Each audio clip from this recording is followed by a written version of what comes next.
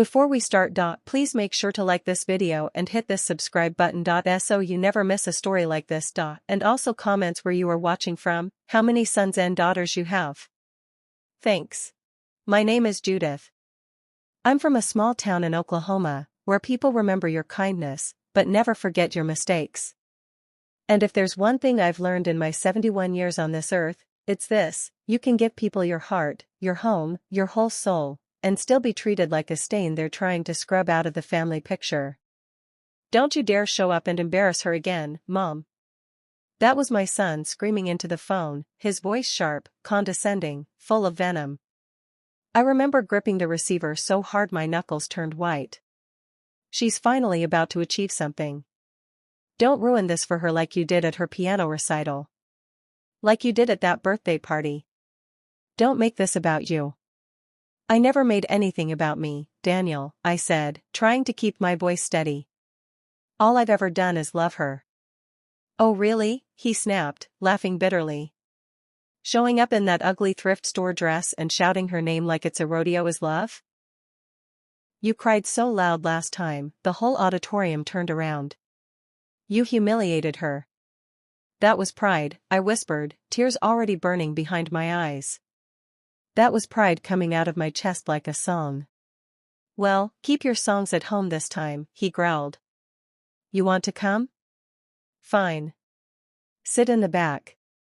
Don't talk to anyone. Don't even breathe too loud. Because if she sees you, if she's embarrassed again, I swear I'll walk you out myself.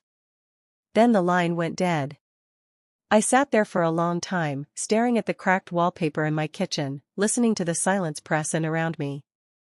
The same silence I'd been living in for years, ever since Daniel decided I wasn't respectable enough to be part of his shiny new family. Ever since I lost custody of him when he was a boy because I couldn't afford the right lawyer, or the right clothes, or the right lies. But I wasn't going to let shame win this time. I didn't come this far. Raising myself up from working 3 jobs, getting my GED at 50, scrubbing motel toilets in the dark, just to miss my granddaughter's biggest moment. So I put on my best dress. The one I'd been saving for a special day. I ironed it with care. Curled my hair. I even dabbed on a little lipstick, even though my hands were shaking. Then I caught the bus. 3 hours. 2 transfers.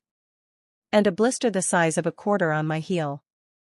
When I finally arrived at the graduation hall, I didn't dare walk through the main entrance. I slipped through the side door like a criminal. Found a seat in the very last row, so far back, I could barely see the stage. But I was there. I was in the room. And I told myself that was enough. Until the whispers started. Who let her in? Is that the grandma who sobbed through the talent show? She always has some dramatic meltdown. I kept my eyes forward. I gripped my purse tight. I didn't say a word. But then, halfway through the ceremony, I saw Daniel walk past me. He glanced my way. And sneered, not a single word. Not a nod. Not a sign that I was his mother. Just pure embarrassment. Like I was some ghost of failure he wished would disappear. That's when the pressure in my chest got too much. I stood up. Quietly. I started to leave. But just as I reached the back door, I heard her name. Valerie Ann Thompson. My granddaughter. I froze. The applause started. I turned around, and there she was, walking across that stage like a beam of sunlight, diploma in hand, tears in her eyes. She didn't see me. Or so I thought. Until she stopped in the center of the stage. Everyone else had kept walking, but she stopped. The crowd quieted. She leaned into the mic. And what she said next made the entire room fall silent. Made Daniel's smirk vanish. Made everyone cry. If you've ever been pushed into the shadows for not being perfect. If you've ever been told to shrink yourself to make others comfortable. If you've ever loved someone so loudly it made people uncomfortable. Keep watching. Because what Valerie did next restored every piece of my broken heart. And it might just heal yours too. I sat back down slowly, like my knees might give out underneath me. My heart was thudding in my chest, loud enough that I could barely hear the rest of the names being called.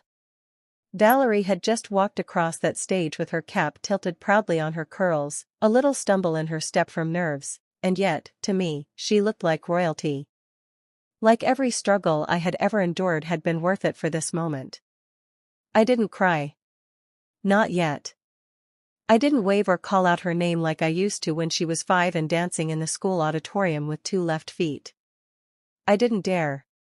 Because I kept hearing Daniel's voice in my head like a scratchy record on repeat. Don't you dare embarrass her.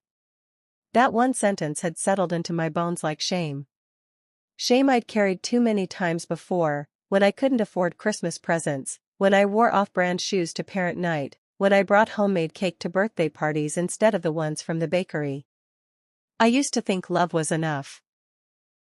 But somewhere along the way, Daniel decided it wasn't. He decided I was the problem. And now, here I was again. Hiding. Like I had something to be ashamed of. The woman next to me, a stranger in pearls and a pressed navy blue dress, glanced my way. Her perfume smelled expensive. She looked me up and down and then turned away, adjusting her little program booklet with perfectly manicured fingers. I couldn't blame her. I didn't belong here. Not in this school full of straight-A futures and polished parents. Not when my hands still smelled like bleach from the diner shift I finished before hopping on the bus. But you know what the worst part was? I started to believe it. I sat there, letting that shame creep in like smoke under the door, until the world blurred behind tears I wouldn't let fall. That is, until I saw Valerie turn. It wasn't much. Just a flick of her head toward the back rows. Her eyes scanning. Searching. Then her mouth moved. 2 small words, soundless, but I knew them. Where's Nana? She was looking for me. She wasn't embarrassed. She wasn't hiding. She wanted me there. And for the first time in a very, very long while, I felt something shake loose inside me. Like a chain breaking. Like a light turning back on after years in the dark. I straightened up in my seat. I didn't wave. I didn't stand. But I didn't shrink either. I let her look. I let her see me. Because I was done hiding. And I had no idea what was about to happen next. They handed her the microphone like it was a formality. Just another graduate giving thanks before the next name got called. But I saw something in her hands, they were shaking. Not from fear. From something else. From purpose. Valerie stepped up to that podium like it belonged to her. She looked out at the sea of polished suits and phone cameras, took a deep breath, and then she began. Before I say anything, she said, her voice trembling, I want to find someone. Someone who means more to me than any award or degree. There was a rustle through the crowd. People looked around. I held my breath. She scanned the audience again. Slower this time. Her gaze reached the back rows, and stopped. Stopped on me. And then she pointed.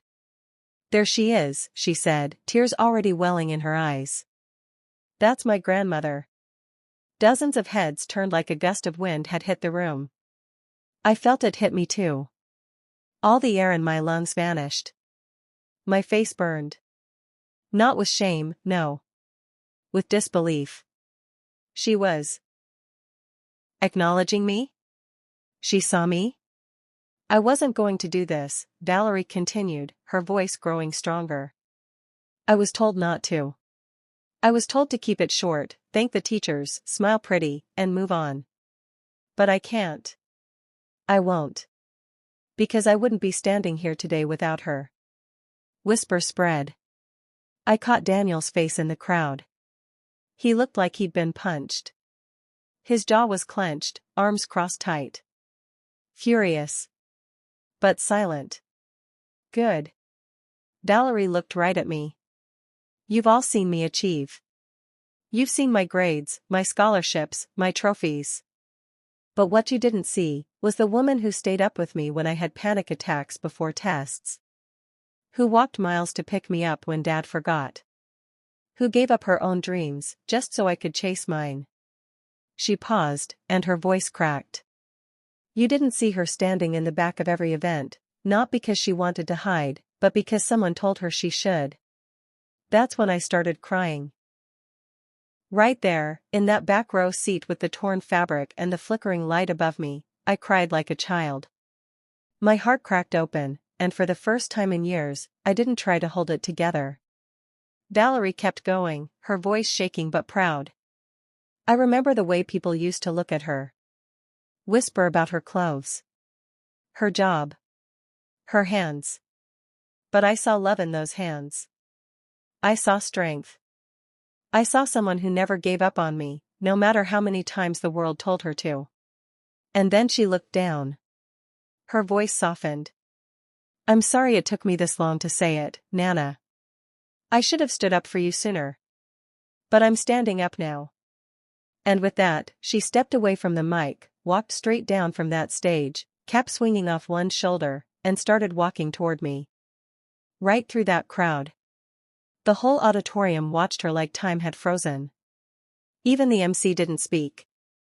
No one knew what to say. She walked until she reached my row. She knelt in front of me. And she hugged me so tight, I could barely breathe. I love you, Nana, she whispered. This diploma is yours too. My arms wrapped around her, and I held her like I used to when she was 5 and afraid of the dark. But now I was the one being pulled back into the light. The applause started slow, just 1 or 2 claps, like hesitant raindrops, but then it grew. Row by row. Seat by seat. Until the entire auditorium was on their feet. But not him. Daniel didn't clap. He didn't smile. He stormed. I saw him push past 2 folding chairs and mutter something to his wife, some excuse, maybe, or just another cold command. His face was tight, red with anger, jaw twitching like he was chewing on the shame he'd tried to serve me for years. And then he was standing right in front of us. Valerie turned to him first.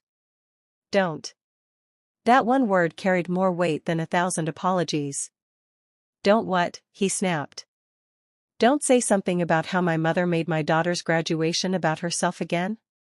She didn't say anything, Dad, Valerie fired back. You did. I told you this would happen, he hissed. I told you she'd ruin it. Ruin what?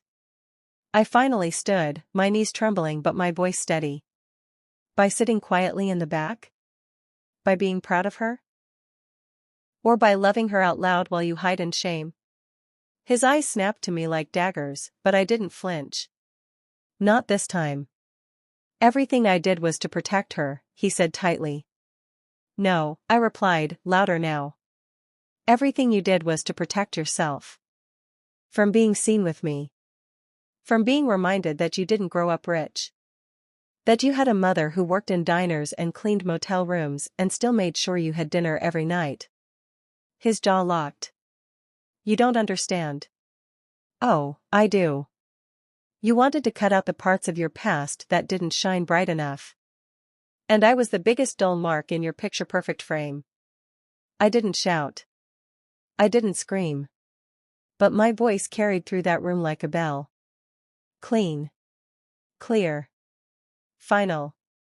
You didn't protect her, Daniel. You taught her to be ashamed of where she came from.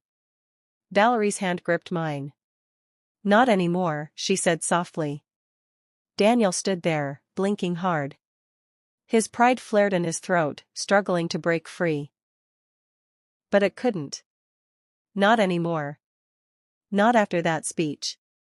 Not with the whole room still watching. He stepped back. Not a word. Just turned around and left.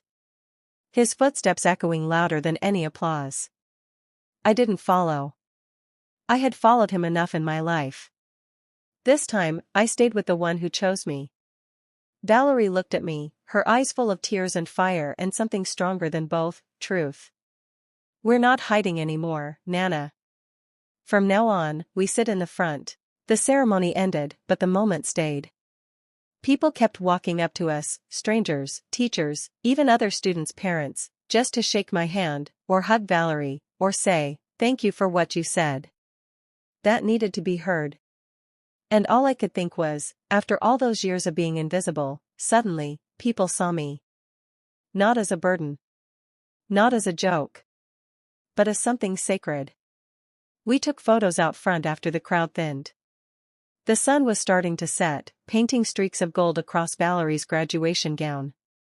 I stood beside her, my arm around her waist, as she smiled so wide it nearly split the sky open. She held her diploma in one hand, and my hand in the other. "You know what I wish," she said, looking out across the lawn. "What's that, sweetheart?" "I wish you'd been the one sitting in the front row all along."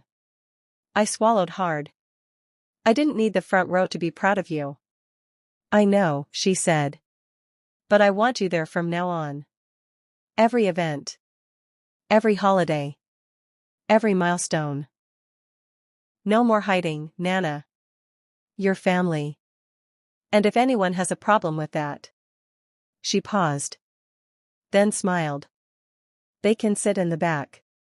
I laughed. Not a nervous laugh, not the kind you use to fill silence, but a full, belly-deep laugh that felt like breathing for the first time in years. She gave me the gift of being seen. Of being claimed. Of finally being enough, not for what I had, but for who I was. And somewhere in that crowd of shifting futures and proud families, I knew this was more than just a graduation. It was a resurrection. That night, I went home the same way I came, on the bus. But this time, I sat by the window, shoulders back, tears in my eyes for all the right reasons. People stared at the woman smiling to herself with a single flower in her hand. They didn't know. But I did. Moral. You can spend your whole life being told to stay quiet, to sit in the back, to not make a scene. But love is not something to be hidden. And neither are the people who gave everything for you in silence. Sometimes, the loudest love is the one that waited quietly in the back row. Until someone finally stood up and said, "That's my family. And I'm proud of them."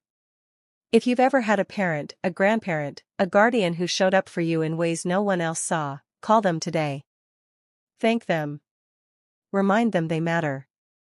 Bring them out of the back row and into the front of your life. Because sometimes, love just needs a microphone.